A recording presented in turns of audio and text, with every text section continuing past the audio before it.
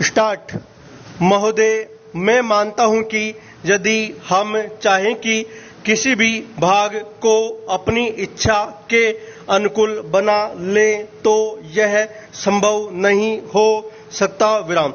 किसी भी देश में जितने लोग बसते हैं उन लोगों के हृदय में जो भावनाएं पैदा होती है, उनमें जो विचार उठते हैं, उन्हीं से भाषा निकलती है। विराम। हिंदी कहिए या हिंदुस्तानी, दोनों ही हिंदुस्तान में पैदा हुई और आज भी चल रही है। विराम। इसलिए मैं सदा से यह बात कहता आया हूं कि किसी विदेशी शब्द को अपनी भाषा में न घुसने देने का विचार बिल्कुल गलत है। विराम। यदि कोई भी जीती जागती भाषा आगे बढ़ रही है, उन्नति कर रही है, तो उसमें बाहर के शब्द आए बिना नहीं रह सकते। विराम। यदि आप अंग्रेजी भाषा के किसी भी शब्दकोश को खोलकर देखें तो उसके अंत में 20-25 पृष्ठ परिशिष्ट के जोड़े जाते हैं। विराम। इन पृष्ठों में अंग्रेजी भाषा में जो नए नए शब्द आते हैं वे ही दिए जाते हैं। विराम। कुछ दिन हुए मुझे चैम्बर्स का एक पुराना शब्दकोश मिल गया। विराम। मैंने देखा कि आज का चैम्बर्स शब्दकोश पुराने शब्दकोश से दुगना मोटा था। विराम। पिछले 60 वर्षों में जितने नए शब्द लिए गए वे सब शब्दकोश में थे। विराम। विदेशी भाषा के जो शब्द प्रचलित हैं, यदि उन्हें निकाल देने का प्रयास किया गया तो भाषा का रूप ही दूसरा होगा। Paragraph change. हिंदी वालों का यह प्रयास कि अरबी तथा अंग्रेजी भाषा के हिंदी में नहीं आने देने चाहिए उतना ही हानिकारक है जितना उर्दू वालों का यह प्रयास कि उर्दू में केवल अरबी और दूसरी भाषा के ही शब्द रखे जाए। विराम। संस्कृत के नहीं। विराम। उसके साथ साथ हमको यह भी मानना होगा कि हिंदुस्तान में जो बहुत सी भाषाएं हैं वे अलग अलग प्रदेशों की अलग अलग भाषाएं हैं। जैसे उत्तर भारत में मराठी, गुजराती, हिंदी, बंगला, उड़िया तथा असमिया और दक्षिण में तमिल, तेलुगु, मलयालम तथा कन्नड़। विराम। इन सब भाषाओं में संस्कृत के शब्द बहुत है। विराम। हिंदी को छोड़कर और किसी भी भाषा में उर्दू के शब्द नहीं मिलेंगे। विराम। देश में हिंदी को इस योग्य बनाना है कि लोग उसे सरलता से सीख सके। विराम। इसलिए उसमें संस्कृत के शब्द लेने ही पड़ेंगे, उससे बचा नहीं जा सकता। विराम। हमारे संविधान में हिंदी की व्याख्या इस प्रकार की गई है कि हम उसी भाषा को हिंदी मानते हैं। विराम।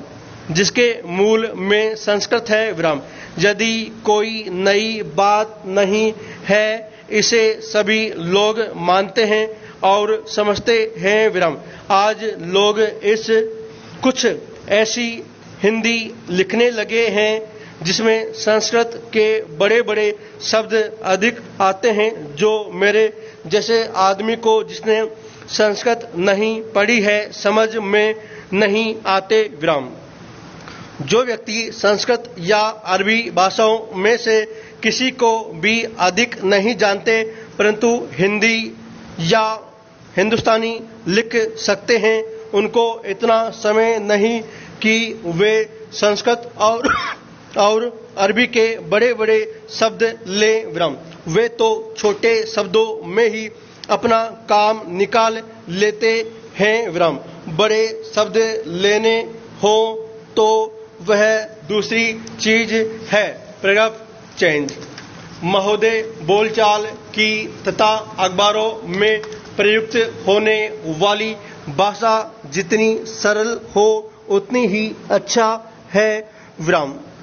और उसको समझने में हिंदी और उर्दू बोलने वालों दोनों को ही कोई कठिनाई नहीं होनी चाहिए विराम।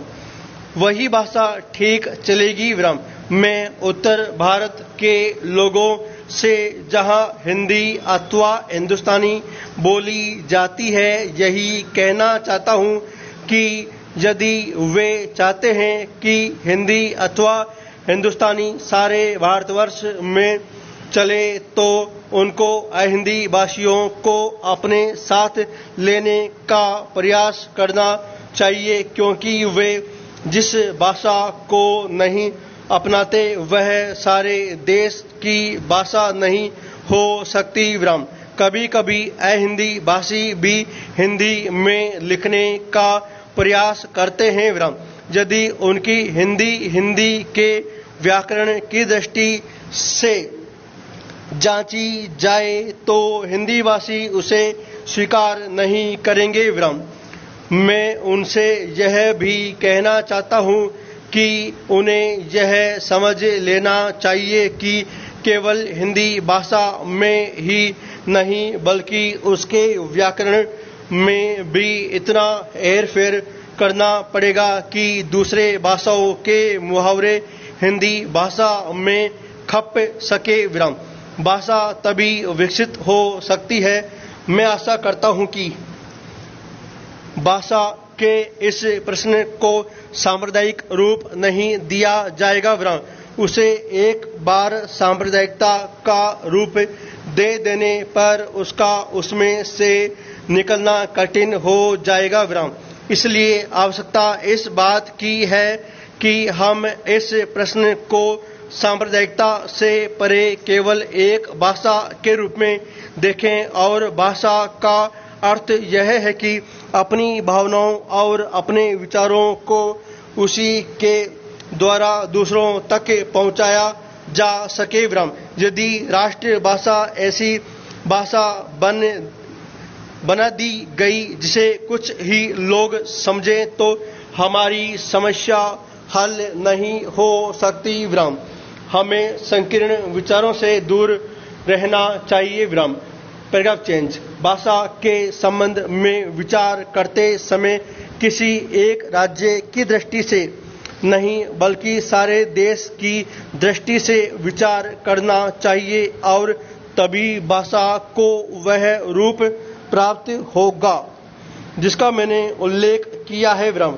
महात्मा गांधी देश में उस भाषा को चलाना चाहते थे जिसे वह कभी हिंदुस्तानी अथवा कभी हिंदी कहते थे विराम। दोनों में से कोई अंतर नहीं है विराम। यदि ऐसी भाषा को जिसे सभी लोग समझ सके हम हिंदी कहे या हिंदुस्तानी उसमें कोई अंतर नहीं विराम।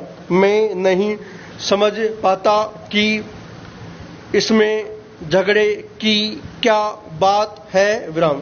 एक दूसरा झगड़ा लिपि के बारे में भी है विराम। हिंदुस्तानी अरबी और नागरी दोनों लिपियों में लिखी जाती है विराम। हमारे संविधान में नागरी लिपि को ही माना है विराम। इसमें जबरदस्ती की गुंजाइश नहीं है विराम। यह खुशी की बात है विराम। मगर हिंदुस्तान में जितने लोग बसते हैं हम उनके विचारों से अवगत होना चाहते हैं विराम। यदि हम उनको समझना चाहते हैं तो हिंदुस्तान को जितनी लिपियां हैं उनको हमें सीखना होगा विराम।